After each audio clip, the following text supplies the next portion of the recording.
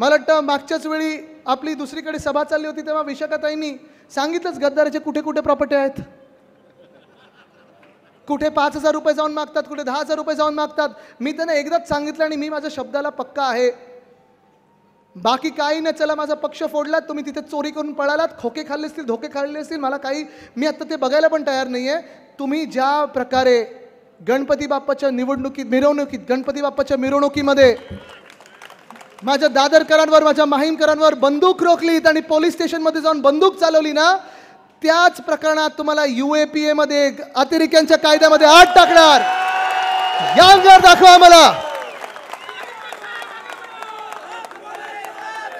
हिम्मत जर दाखवायची ना तुमची, तर गुंड बनून दाखवू नका. तुम्हाला हिम्मत दाखवायची असेल, जा तिथे बॉर्डरवर दाखवा तुमची हिम्मत, तिथे चालणार नाही. पण तुमचेच तुम्ही जी हिम्मत दाखवतात ना, प्रधानमंत्री महोदय स्वतः जाऊन तिथे पाकिस्तानमध्ये नवाज शरीफला मिठी मारून येतात, तिथे नवाज शरीफला तुमची जाऊन हिम्मत दाखवा जो आमच्या हिंदुस्थानवर अतिरेकी हमले करतो.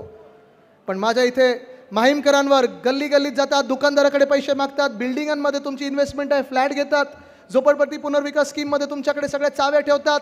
तुम्हाला आत्ताच इशारा देतोय, 23 तारखेला आमचं सरकार बनतंय, 24 तारखेवर तुमच्यावर UAPAची केस टाकणार म्हणजे टाकणार. गणपती बाप्पाच्या मिरवणुकीत आमच्यावर बंदूक चालवण्याचा प्रयत्न करता, पोलीस बालांवर बंदूक चालवण्याचा प्रयत्न करता. जसं तुम्ही सगळी मुंबई फुकटे अदानीला देत आहात, ते आम्ही पहिल्या दिवशी रद्द करणार. ह्या मुंबईमध्ये आवाज चालणार तर माझ्या मुंबईकरांचाच चालणार. आणि ह्या मुंबईमध्ये मी 2 मिनिटात सांगतो, कारण 2 मिनिटं राहिले आहेत, पण 2 दिवस पण राहिलेले आहेत. ह्या मुंबईत मी सांगतोय, पोलीस सर्व्हिस क्वार्टर्स आणि रिटायर्ड पोलीसवाल्यांना मोफत घरं देण्याचं काम आपली शिवसेना उद्धव बाळासाहेब ठाकरे करणार.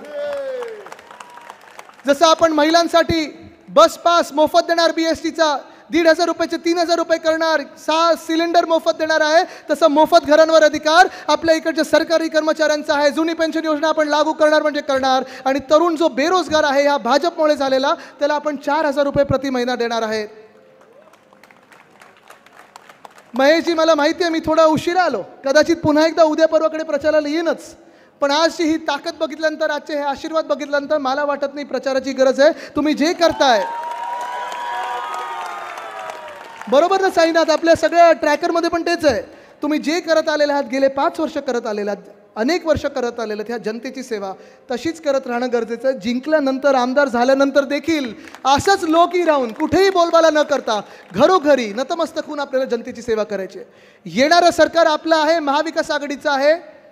मत वाया घालू नका. मी तुम्हाला एकच विचारतो, 20 तारखेला आपली निशाणी कुठची? 20 तारखेला आपली निशाणी कुठची? 20 तारखेला महाराष्ट्रातल्या भूमिपुत्रांची निशाणी कुठची? 20 तारखेला इकडच्या महिलांची निशाणी कुठची? 20 तारखेला जे गद्दार गुंड आहेत त्यांच्या विरोधात निशाणी कुठची? 20 तारखेला जी मनसे गुजरातच्या भूमिपुत्रांसारखी लढते त्याच्या विरोधात निशाणी कुठची? 20 तारखेला उद्धव बाळासाहेब ठाकरे ह्या व्यक्तीला निवडून देण्यासाठी निशाणी कुठची? 20 तारखेला महेशजींची निशाणी कुठची? 20 तारखेला तुमची, आमची, सर्वांची निशाणी कुठची? मशाल मशाल मशाल मशालीवर मतदान करा आणि महाराष्ट्राला विजयी करा. धन्यवाद. जय हिंद, जय महाराष्ट्र, वंदे मातरम.